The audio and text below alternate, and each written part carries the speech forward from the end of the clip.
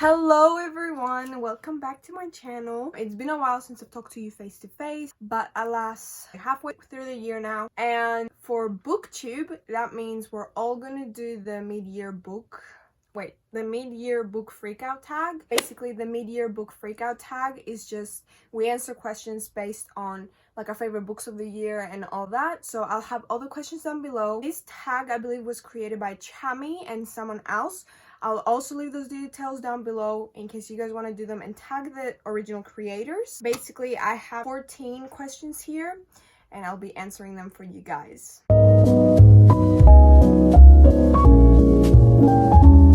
Question number 1 is the best book you've read so far in 2020, and for this one I have to go 100% with The Diviners by Libba Bray. I unfortunately do not have the physical copy. I really want to get it. It's really difficult living in Australia. It's really expensive, and also I have not decided which edition I want because there's a number of them out there.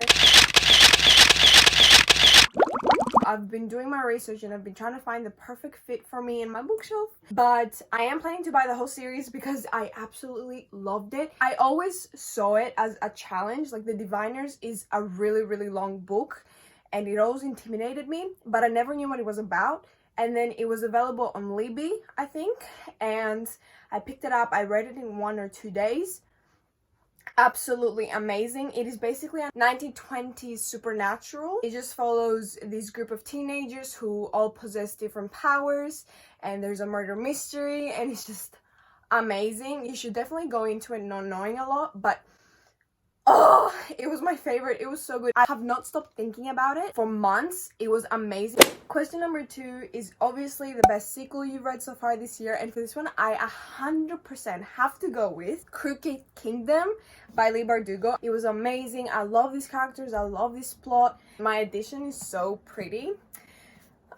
If you don't know, Six of Crows is a duology by Leigh Bardugo that is in the Grishaverse, and she has multiple series in this universe, but this duology follows this group of like outsiders. Like, some of them are criminals, some of them are just weird. They're all hired on this heist to retrieve something important from this building, and no one has ever done it. No one has ever broken in, broken out.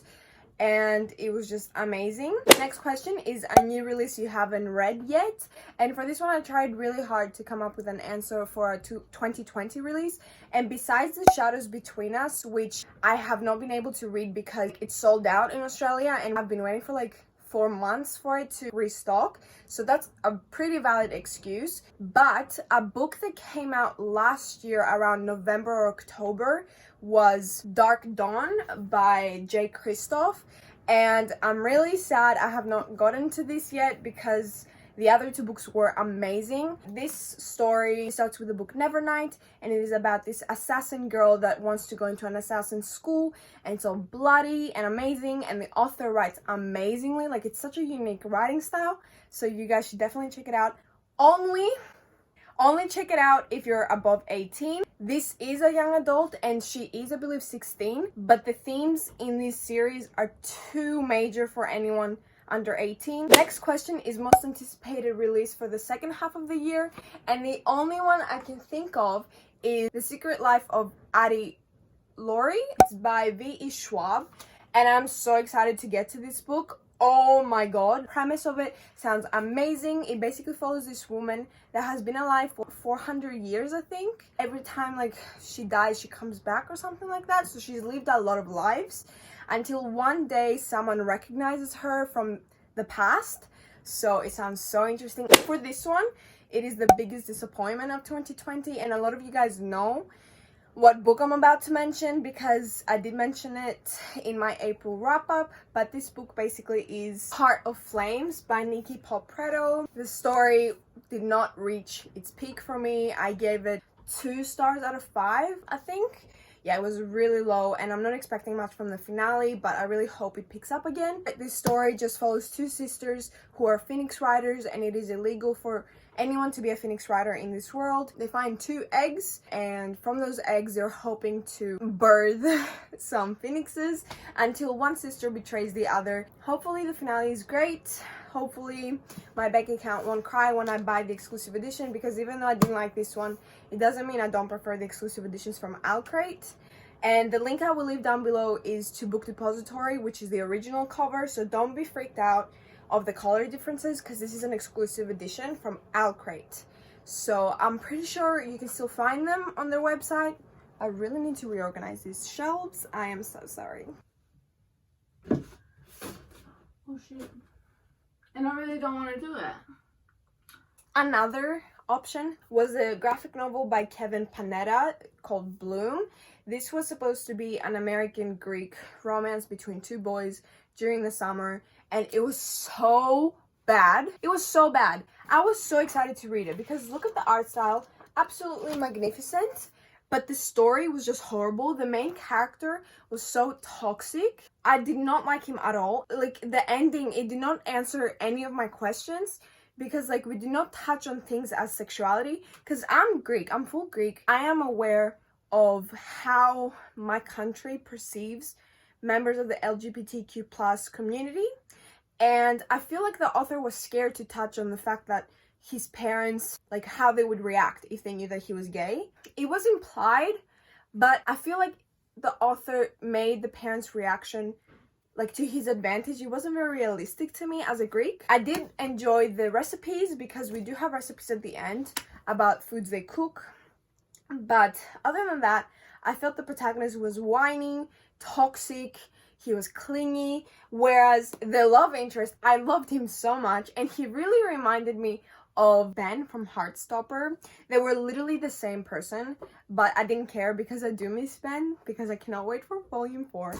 But yeah, it was really horrible, and I'm gonna be selling it because it was expensive. It was $35, and I ain't about keeping books that I did not like on my shelf, because it gives negative energy to the rest of my books.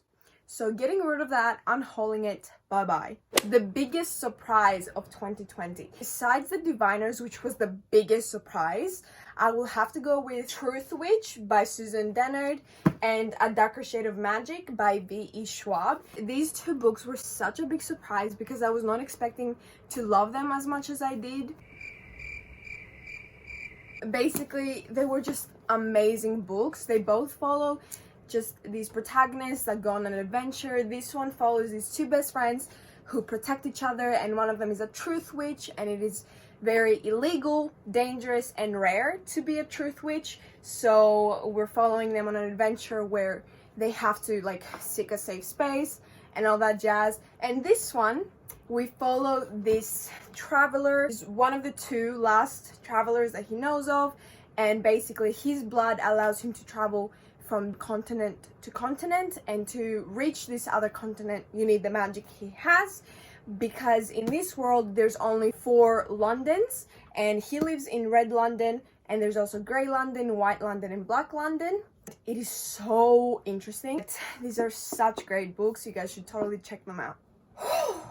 Next is my favorite new author, whether it's a debut author or new to me, but for this one I have to go with Leigh Bardugo. I wanted to go with V.E. Schwab, but I haven't read a lot of her works to say that, whereas Leigh Bardugo, besides her being amazing, because I follow her on Instagram, love her first of all, besides her being just an amazing person, her Six of Crows duology really was just phenomenal. I'm currently reading King of Scars, which I think is just average. I'm not enjoying it as much as Six of Crows, but that still doesn't taint my image of her, because I still love her so much. And I've been considering reading Ninth House by her, so let me know down below if you've read it and if you recommend it to me. Next is new favorite crush, and I do have to specify here that for all my fictional crushes, it's not necessarily that I ship myself with them, it's more that I acknowledge how hot and amazing they are. I 100% have to go with Kaz Brecker from the Six of Crows duology. I love him so much. He's like, I love him so much. He has such an amazing character arc. He's a morally great character, and also his background is amazing, because most YA books, they're really trying to explain that, oh, he did bad things because he had a horrible past where people didn't love him and stuff like that. But Kaz Brekker, you need to read this book to understand the feelings I have for him. For women, I am obsessed with Cordelia Carstairs from Chain of Gold. This girl, when I first read it, I didn't really care about her, but then the fandom made me realize what a badass she is. She's literally so hot. And if you know what I'm saying when I say gold dress, then you know. That scene where she's wearing a gold dress, mild spoiler, not that big. She's wearing a particular dress in this book, and I love her. I also love Anna Lightwood. Come on, she's from the same book. I cannot wait for her to be a main character in the next novel. Oh my god. Amazing. Next is newest favorite character, and once again I have to use Chain of Gold, but this is basically Matthew Fairchild. I love him so much. He is my pride and joy. If I could adopt him, I would. This boy deserves all the love in the world. He's like Kaz Brekker, but he's funny, and like he hides it better. Not that Kaz Brekker doesn't, like he's not dramatic, but it's just both of them have tragic backgrounds, but it's more of Matthew Fairchild has a bad background where he did something bad, whereas Kaz Brekker, it was something bad happening to him. Now, I have to pick a book that made me cry. I do not really cry in books. It's just not something I do. Like, I do tear up, but I do not bawl my eyes out. Besides A Court of Frost and Starlight, it did not make me sob, but it definitely made me tear up. This is a novella. People say it's the 4th book in the series because you do have to read it before reading her new series, which is coming out next year in January. I'm so excited. This novella, a lot of people hated it, and I understand why, but it just gives me all the feels. Like, all my favorite characters are in this, and so many things happen. I love this book, and I was tearing up multiple times when we were talking about some characters. Now I have to pick a book that made me happy, which a lot of them did, I guess, because, you know, I enjoyed reading them. But one that made me really happy was Red, White, and Royal Blue. This is a gay romance novel. It is adult contemporary. So we just followed the first son of the first female president in America and the royal prince of Britain. They have a romance, and it was amazing. It made me so happy. It was also a nice surprise, I guess.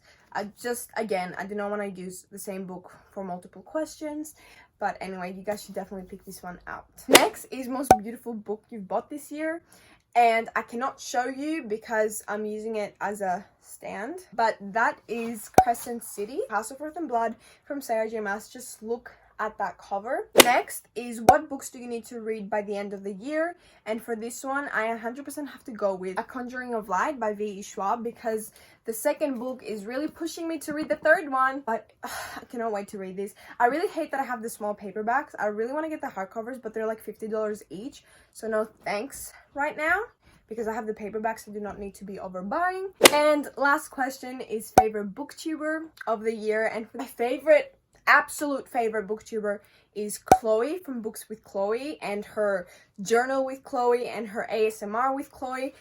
I love her to bits. She's my absolute favorite booktuber. I love her. She's so amazing. She's such a good human being, and I love her ASMR channel. I never liked it until I started listening to her ASMR, and I absolutely love it. She's queen. I love her. My second favorite is Brittany from Brittany the Bibliophile. I also love her. She's amazing. I really want to go to Las Vegas and meet her. She's the one that made me want to move to Vegas. It just sounds amazing. So I really hope one day I'll get to meet both of them. Because Books with Chloe, she resides in Sydney and I'm in Melbourne. So hopefully one day I'll get to meet her.